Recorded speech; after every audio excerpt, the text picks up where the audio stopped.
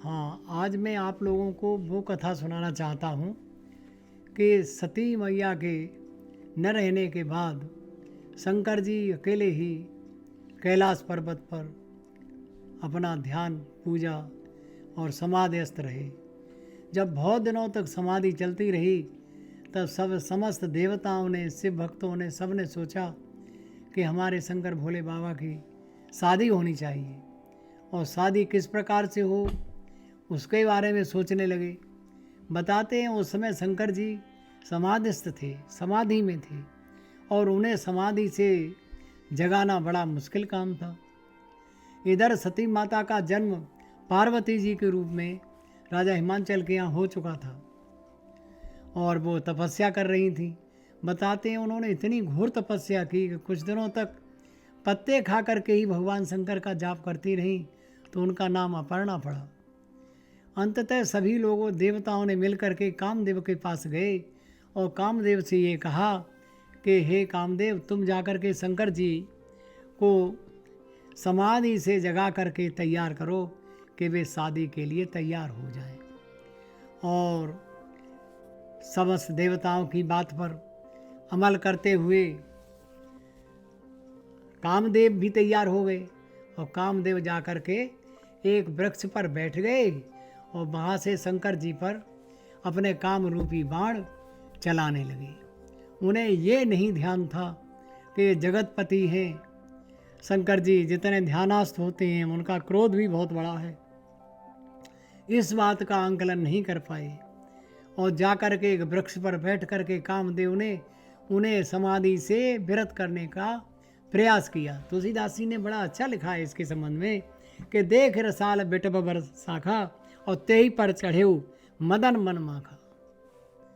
एक वृक्ष पर चढ़ गए और सुमन चाप निजन सरसंधाने अतर से लाग ताक श्रवण लगताने और छाड़े बिषम बिसक और लागे और छूट समान संभ तब जागे।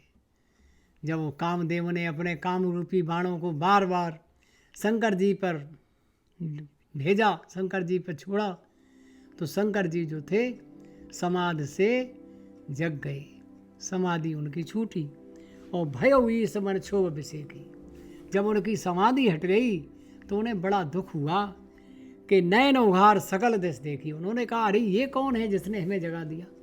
मैं तो समाधिस्थ था भगवान की, अरे ये किसने मुझे जगा दिया कि बीच में ही अपना, ये कौन आ गया है?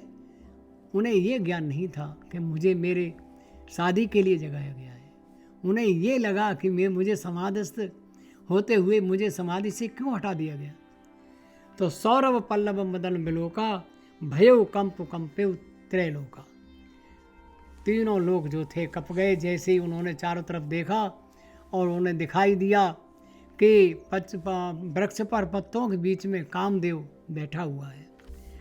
और तब शिव तीसर नैन उघारा और जितवत काम भयो जर छारा। तब उन्होंने अपना तीसरे नेत्र खोल करके जैसे ही कामदेव को देखा, कामदेव जल करके छार हो गए।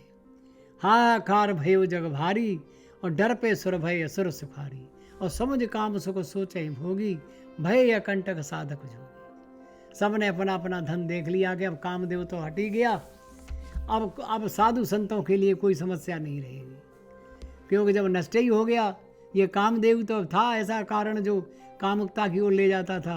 अब तो योगी सिद्ध पुरुष जितने भी आराम से जहाँ चाहो तहाँ बैठो, कोई बात ही नहीं है। जब कामदेव छार हो गया, नष्ट हो गया, जला दिया भगवान शंकर ने, तब उनकी पत्नी रति जो थी पहुँची और उन्होंने जाकर के प्रणाम करके रुदन करने लगी कि प्रभु, ये मेरे पति थे, आपने इनके साथ ऐसा क्यों किया?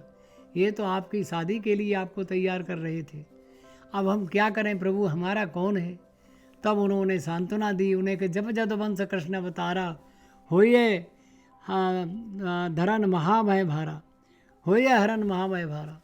तो जब जदवंश कृष्ण अवतारा, अब जाकर के द्वापर युग में भगवान कृष्ण का जब जन्म होगा पृथ्वी का भार उतारने के लिए, तब कृष्ण तनय हुई है पति तूरा, बचन अन्यथा जाय न मूरा। तब भगवान कृष्ण के पुत्र के रूप में तुम्हारा पति जन्म लेगा और मेरा ये वचन अन्यथा नहीं जाएगा, यानी तुम्हारा पति अवश्य तुम्हें मिल जाएगा। तो ऐसा शंकर जी ने उन्हें वरदान दे दिया, आश्वासन दे दिया, वरदान दे दिया कि द्वापर युग में तुम्हारे पति जीवित हो जाएंगे और तुम्हें मिल जाएंगे।